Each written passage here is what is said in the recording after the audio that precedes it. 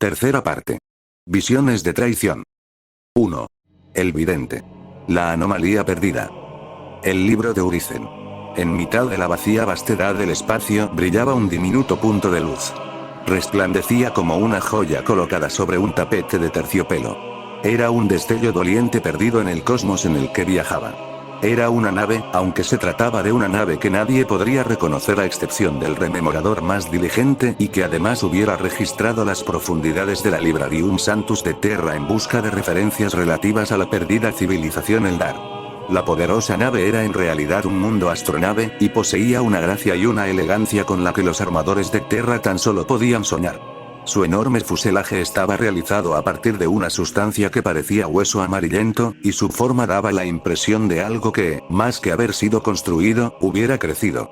Unas cúpulas semejantes a piedras preciosas reflejaban la débil luz de las estrellas, y su interior irradiaba un resplandor parecido al fósforo, que salía a través de las superficies semitransparentes. Unos delicados minaretes se alzaban en forma de dispersos grupúsculos de marfil. Los extremos superiores resplandecían como la plata y el oro, y de los flancos de la nave sobresalían unas amplias torres de hueso, donde estaba atracada una flota de elegantes naves parecidas a los antiguos galeones oceánicos. En la superficie del gigantesco mundo astronave se veían enormes conglomerados de habitáculos de diseños maravillosos, y una hueste de luces parpadeantes describía bellos trazados a través de las ciudades. La gran vela negra y dorada se alzaba a una altura gigantesca por encima del cuerpo principal de la nave y captaba los vientos estelares mientras avanzaba por su rumbo solitario. El mundo astronave viajaba sin compañía, y cruzaba el vacío entre estrellas igual que si fuera la última peregrinación de un actor anciano antes de que cayera el último telón. Perdido en la inmensidad del espacio, el mundo astronave flotaba en la soledad más absoluta. Ninguna estrella iluminaba sus torres esbeltas y, lejos del calor de cualquier estrella o planeta, sus cúpulas daban a la oscuridad del espacio vacío. Pocos, aparte de aquellos que tenían unas vidas largas y melancólicas a bordo de la grácil nave Planeta, podían saber que era el hogar de los escasos supervivientes de planetas abandonados eones atrás en mitad de una destrucción terrorífica. En aquel mundo astronave vivían Eldars, uno de los pocos restos de un pueblo que antaño había dominado la galaxia y que, por un simple sueño, habían sido capaces de destruir planetas y apagar soles.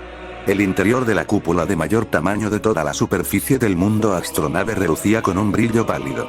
Su superficie translúcida cubría una multitud de árboles de cristal que se alzaban bajo la luz de estrellas muertas mucho tiempo atrás.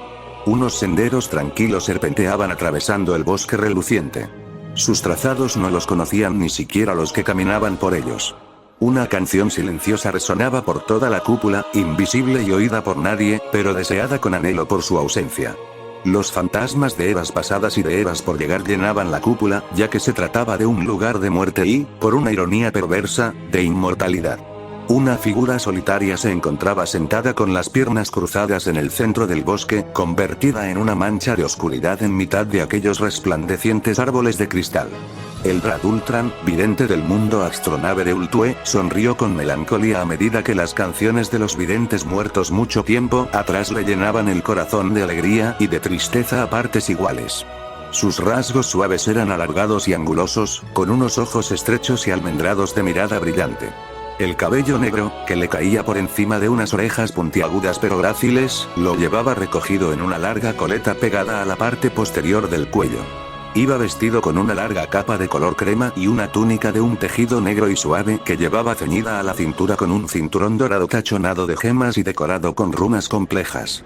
La mano derecha de Eldrad estaba apoyada en el tronco de uno de los árboles de cristal, cuya estructura estaba cubierta de tracerías de luces. En sus profundidades se discernía un atisbo de rostros que flotaban en paz. En la otra mano empuñaba un largo báculo de vidente creado con el mismo material de la nave. Su superficie, cubierta de piedras preciosas, estaba cargada de energías poderosas. Las visiones le llegaban de nuevo, y con más fuerza que antes. Sus sueños lo inquietaban por su posible significado. Eldrad había guiado a su raza a través de los momentos de crisis y de desesperación desde la época de la caída, una era sangrienta y siniestra en la que los Eldars habían pagado un terrible precio por su hedonismo y autocomplacencia. Sin embargo, ninguna de esas crisis se acercaba a la inmensa calamidad que sentía como una tormenta que se estuviera formando justo en el borde de su capacidad de visión. Una era de caos estaba a punto de llegar a la galaxia, tan calamitosa como la caída e igual de repentina. Pero no lograba verla con claridad. Sí, gracias a su viaje por la senda del vidente, había conseguido salvar del peligro a su raza en más de un centenar de ocasiones a lo largo de los siglos, pero su visión había disminuido recientemente. Había perdido el don mientras se esforzaba por penetrar el velo que había descendido sobre la disformidad. Llegó a temer haberlo perdido por completo, pero la canción de los antiguos videntes lo había convocado a la cúpula y le había calmado el espíritu al mostrarle el sendero auténtico cuando le dirigieron a través del bosque hasta ese lugar. Eldra dejó que la mente saliera de su cuerpo y sintió que las ataduras de la carne se quedaban atrás a medida que se alzaba cada vez a mayor altura y con mayor rapidez. Pasó a través del hueso espectral palpitante de la cúpula y salió a la negrura fría del espacio, aunque su espíritu no sentía frío ni calor. Las estrellas destellaron por un momento al pasar a su lado mientras viajaba por el gran vacío de la disformidad. Vio el eco de antiguas razas perdidas, las semillas de imperios futuros y el gran vigor de la última raza que había forjado su destino entre las estrellas. Se llamaban a sí mismos humanos, aunque Eldrad los conocía con el nombre de Mooncake. Se trataba de una raza de individuos de vida corta y brutal que se estaba extendiendo por el espacio como un virus. Habían conquistado su sistema solar, partiendo de la cuna de su civilización, y luego habían estallado dispersándose por toda la galaxia en una enorme cruzada que había absorbido los fragmentos perdidos de su anterior imperio y que había destruido sin piedad a todo lo que se interpuso ante ellos. La increíble belicosidad y arrojo de una tarea como aquella todavía sorprendía a Eldrad, y ya se veían las semillas de la destrucción de la humanidad alojadas en su propio corazón. Era incomprensible que una especie tan primitiva fuera capaz de conseguir tanto y no se viera empujada a la locura por su increíble insignificancia en el gran esquema del cosmos, pero estaban poseídos por una autoconfianza tan tremenda que sus mentes conscientes no captaban su mortalidad y su insignificancia hasta que ya era demasiado tarde. Eldrad ya había contemplado la muerte de esa raza, con los campos empapados de sangre del mundo bautizado con el nombre utilizado para el fin de los días y la victoria final de su siniestro salvador. ¿Cambiaría su historia si conocieran su destino inevitable? Por supuesto que no, ya que una raza como los Mooncake jamás aceptaría lo inevitable y se esforzaría siempre por cambiar lo que no se puede cambiar. Vio la llegada de guerreros, la traición de los reyes, y el gran ojo que se abría para liberar a los poderosos héroes legendarios atrapados allí y que volverían para colocarse al lado de sus guerreros para la batalla final. Su futuro era la guerra y la muerte, la sangre y el horror, pero a pesar de ello seguirían avanzando, convencidos de su propia superioridad e inmortalidad.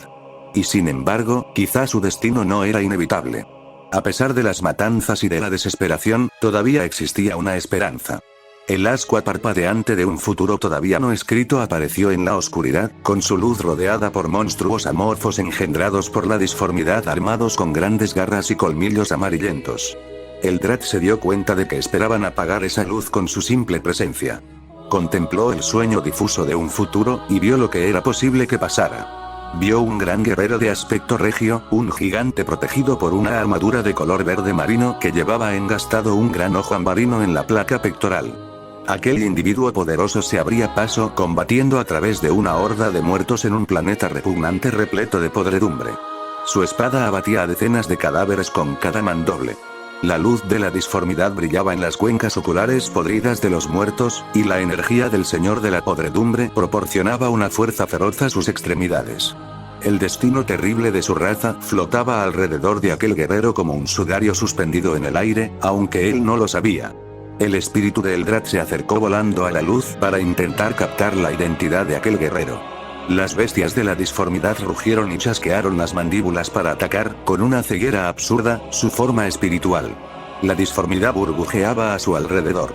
Eldrad sabía que los monstruosos dioses de la disformidad no aceptarían su presencia y que las corrientes del espacio disforme se esforzarían por hacer regresar de nuevo a su espíritu hasta su cuerpo. Eldrad luchó por mantenerse cerca de aquel atisbo de futuro y extendió su visión de la disformidad todo lo lejos que se atrevió.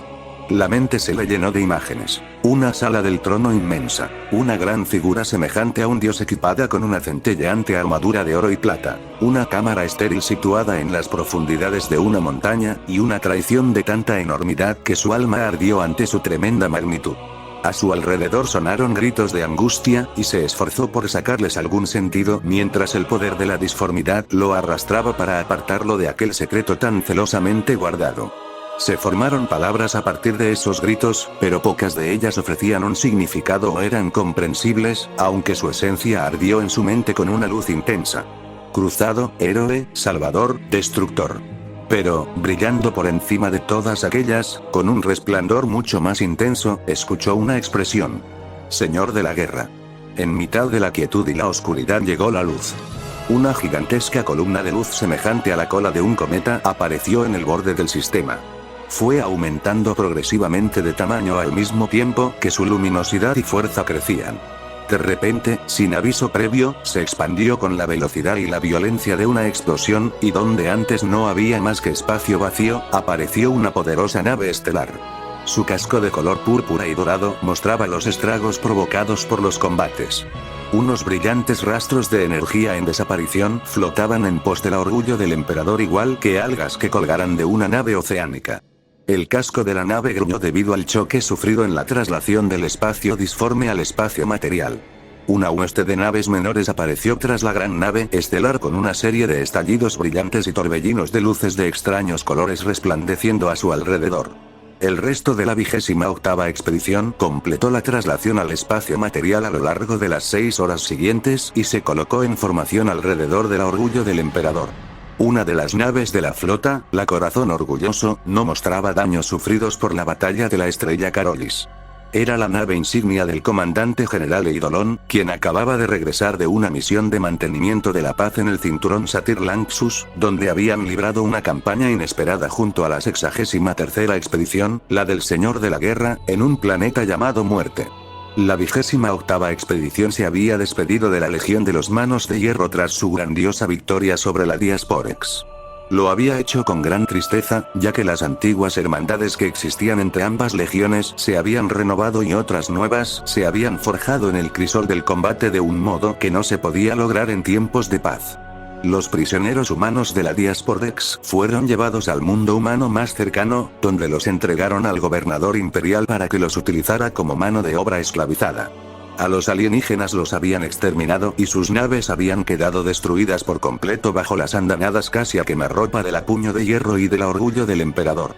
Un destacamento de la Adeptus Mechanicus se había quedado en la zona para estudiar lo que quedaba de las antiguas tecnologías humanas presentes en la Diasporex.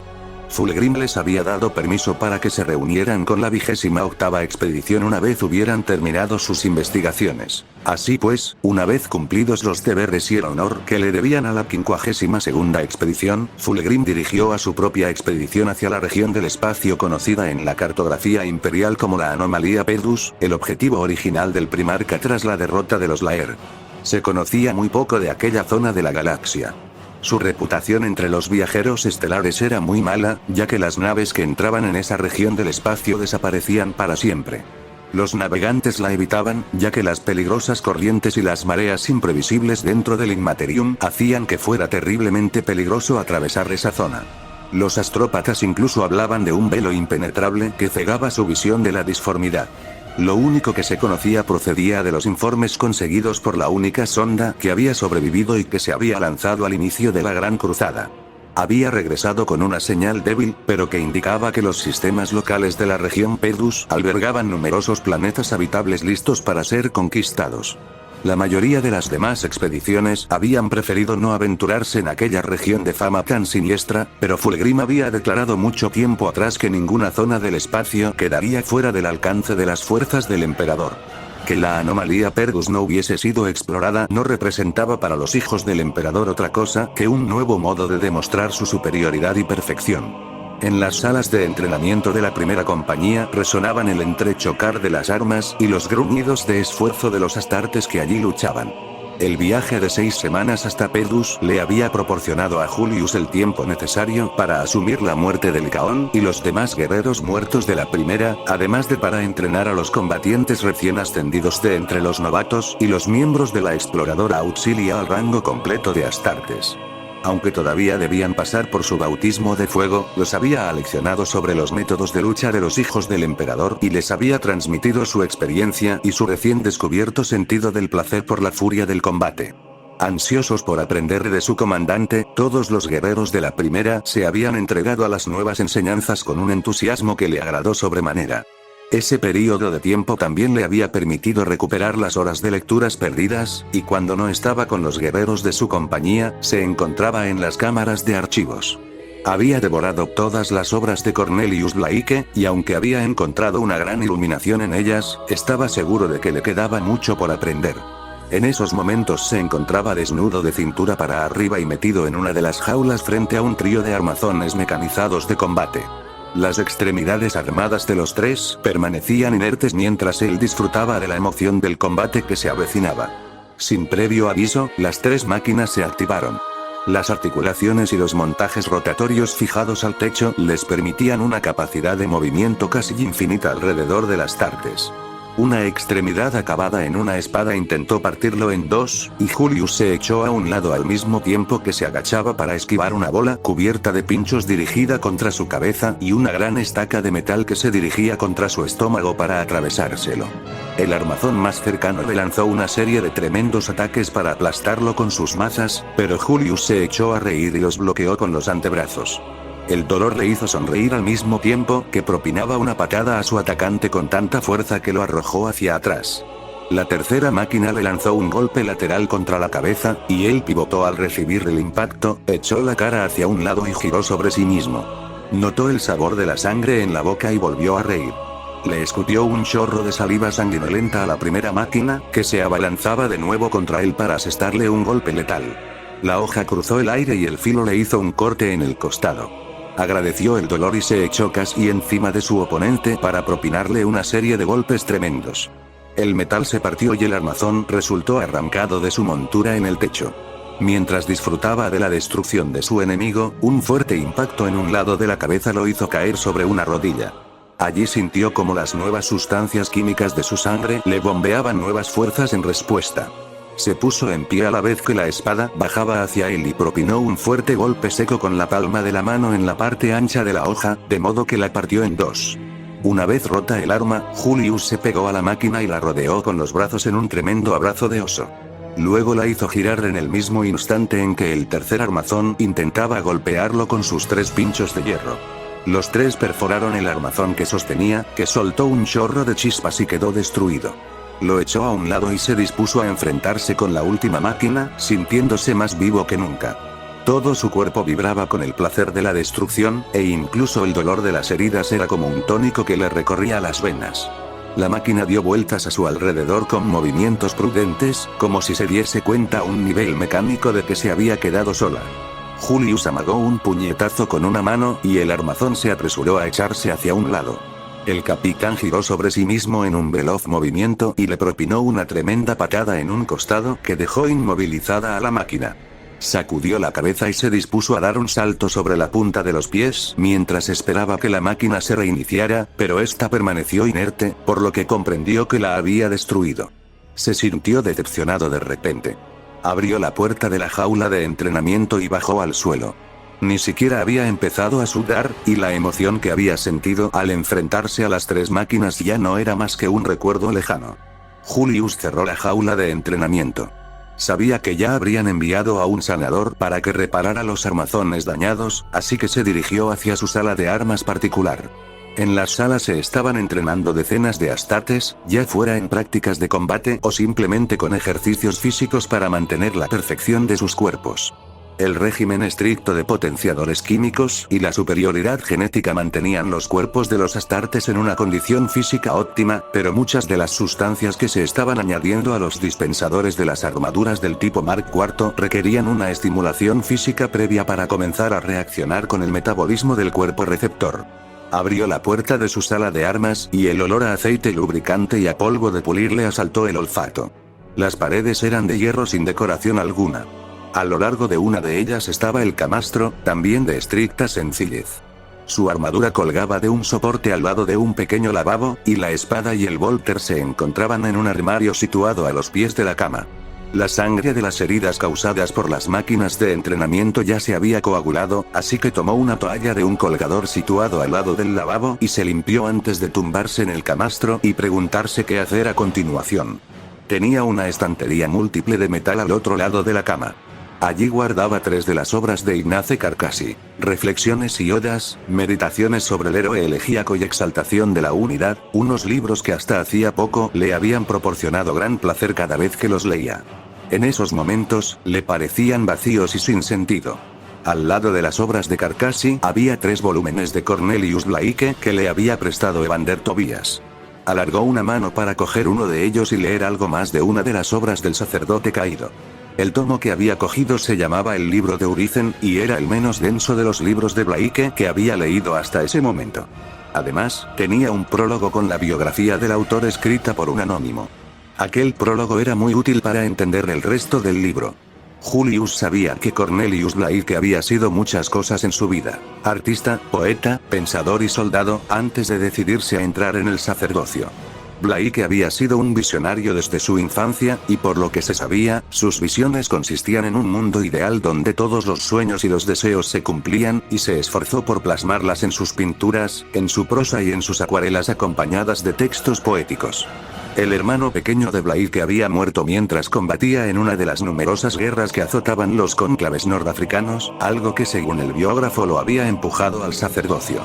En una época posterior de su vida, Blake atribuyó el mérito de sus técnicas revolucionarias de impresión iluminada a su hermano muerto mucho tiempo atrás, ya que proclamaba que se las había revelado en un sueño. Incluso mientras ejercía el sacerdocio, una vida que Julius sospechaba que había adoptado como un modo de refugiarse, las visiones de deseos prohibidos y sus poderes místicos volvieron para acosarlo. De hecho, se decía que cuando el sacerdote supremo de otra orden vio por primera vez a Blake, cayó muerto en cuanto le puso los ojos encima. Blake se recluyó en la iglesia de una de las ciudades anónimas de Ursh, y fue allí donde se convenció de que la humanidad podría aprovechar los conocimientos que él había adquirido, así que se dedicó a perfeccionar el modo en que podría llevar a cabo sus creencias. Julius había leído mucha poesía de Blake, y aunque no era un erudito, hasta él sabía que buena parte de sus poemas no poseían una trama, ni una rima ni una métrica claras. Lo que para Julius sí que tenía sentido era la creencia de Blake en la inutilidad de negar cualquier clase de deseo, por extravagante que fuera. Una de sus revelaciones principales había sido llegar a la comprensión de que el poder de la experiencia sensual era necesario para la creatividad y el progreso espiritual. No había que negarse a ninguna experiencia, ni se debía reprimir pasión alguna. No había que darle la espalda a ningún horror, y tampoco había que dejar ningún vicio sin explorar. Sin esas experiencias, no había forma de avanzar hacia la perfección. Atracción y repulsión, odio y amor, todo era necesario para desarrollar la experiencia humana. De esas energías en conflicto surgían lo que los sacerdotes de su orden llamaban el bien y el mal. Blake no tardó en darse cuenta de que esas palabras no eran más que conceptos sin sentido cuando se las comparaba con la posibilidad de desarrollo que se podía conseguir cumpliendo todos los deseos humanos. Julius se echó a reír al leer aquello, ya que Blake había sido expulsado de su orden religiosa por practicar sus creencias con gran vigor en los callejones traseros y en los prostíbulos de la ciudad. No había vicio que estuviera por debajo de él, ni virtud que estuviera por encima. Blake creía que el mundo interior de sus visiones pertenecía a un nivel superior al de la realidad física, y que la humanidad debería crear sus ideales a partir de ese mundo interior más que del mundo primitivo de la materia. En su obra hablaba una y otra vez de cómo la razón y la autoridad constreñían e impedían el crecimiento espiritual de la humanidad, aunque Julius sospechaba que aquello no era más que un reflejo de sus sentimientos hacia el gobernante de Ursh, un rey guerrero llamado Shankal, que buscaba dominar todas las naciones de la tierra mediante una opresión brutal. Defender una filosofía semejante en unos tiempos como aquellos olía, y mucho, a locura, pero Julius se resistía a considerar a Blake un demente. Después de todo, sus ideas habían atraído a muchos seguidores que lo aclamaban por considerarlo un gran místico destinado a llevar a la humanidad a una nueva era de pasión y de libertad. Julius recordó haber leído los aforismos de Pandorus Zen, un filósofo que había servido en la corte de uno de los autarcas del bloque indonésico. Se había declarado a favor de los místicos y del modo en que expresaban verdades que en realidad ya existían.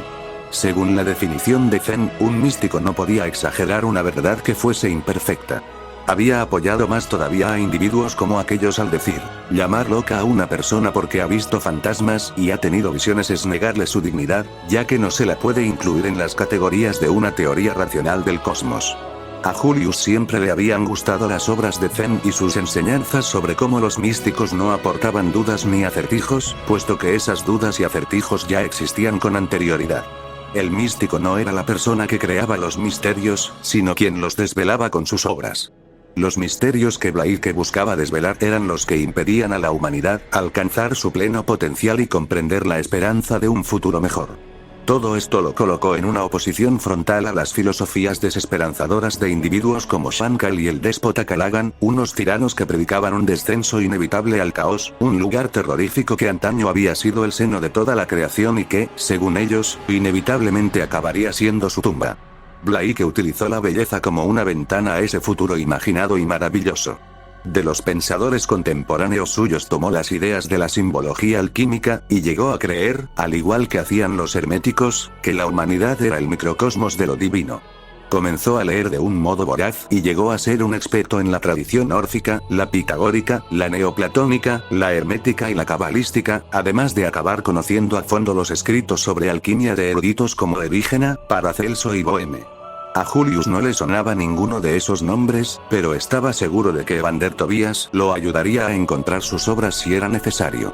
Una vez armado con todo ese denso conocimiento, el gigantesco entramado de la mitología de Blake tomó forma en su mayor poema, el libro de Urizen. Esta obra épica comenzaba con la caída del hombre celestial en el torbellino de la experiencia, lo que Blake llamaba los valles oscuros del propio ser.